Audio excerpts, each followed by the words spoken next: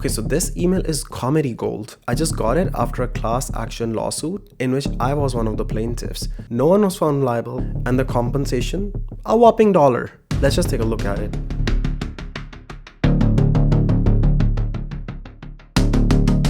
So when I saw it, I was almost kind of surprised. Is this a trolling attempt, a phishing attempt? Because let's take a look at the wording. We are reaching out regarding a recent class action settlement involving ParkMobile.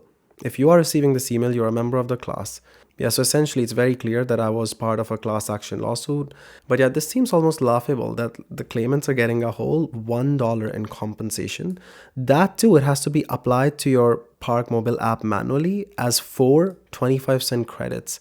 And it gets better. It expires on October 8, 2026. That is, unless you live in the state of California. A golden state indeed. Justice has been served, and it comes with an expiration date. Yeah, so the thing I find just laughable about this whole thing is, as I read through the email, the more you read, the funnier it gets along the way. Like when you get an email like this, data breach settlement, of course, I fully understand. Even if it's a multi-million-dollar amount, there might be like thousands or millions of plaintiffs like they are in this case. So it gets divided among the plaintiffs. But generally, you're used to seeing like bigger payment chunks, $10, $20, sometimes up to like $100 per person if it's a big enough data breach and big enough company. And I wrote about this incident this morning.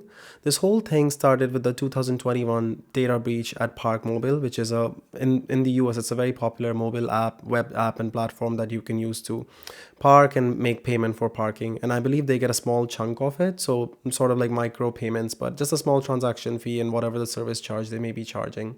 And if we take a look at the original news report, which was published in 2021, shortly after the data breach, what happened was threat actors got access to customer information of, it's almost 22 million, but the exact figure is 21.8 million users basically.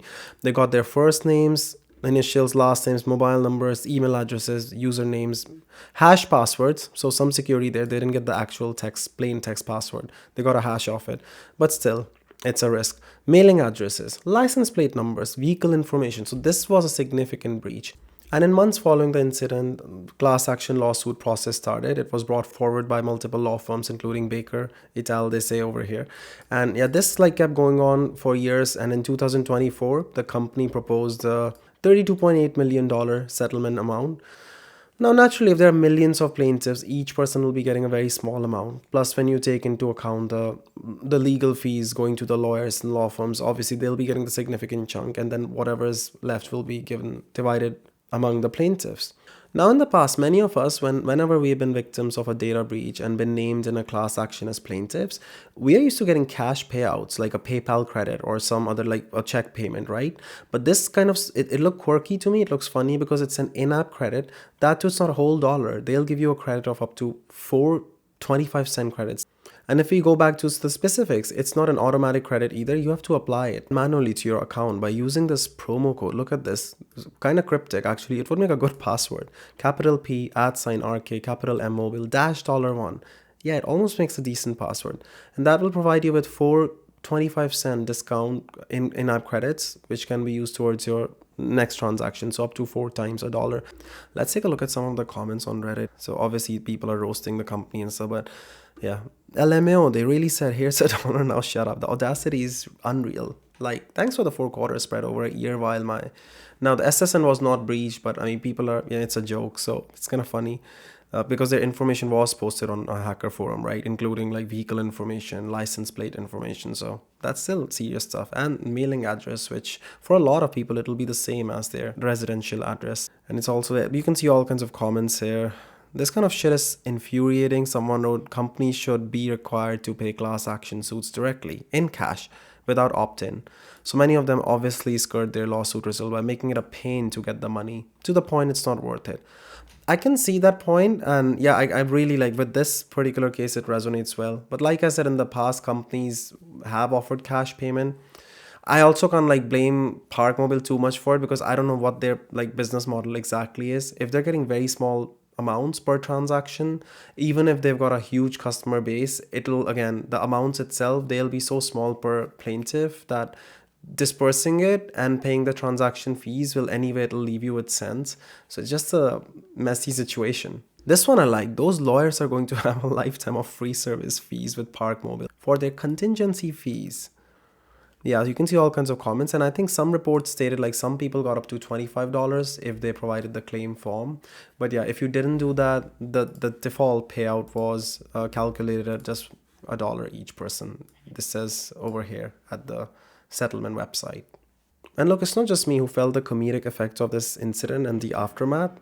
Editor of The Drive also wrote about it, and I think he does a far better job at the satire than I do. Like when I just Googled it this morning, this article also came up. And if you read through the article, he rightfully calls out the company for, they don't claim any wrongdoing in this. And that's like standard wording, as I say, with class actions. The companies, basically, they're just offering this amount in good faith. They don't admit any wrongdoing. They don't say they could have done something better.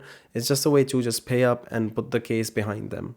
So Byron wrote, "You're reading that correctly. Not only is it a $1 credit, but I can only claim it in 25-cent increments by using ParkMobile services 4 times. So Byron rightfully summarizes this, that this is something he'd probably have to go out of his way to do even once, just adding this code to the app. It is painfully annoying, honestly, for someone like me who didn't even remember that they had used the app years ago.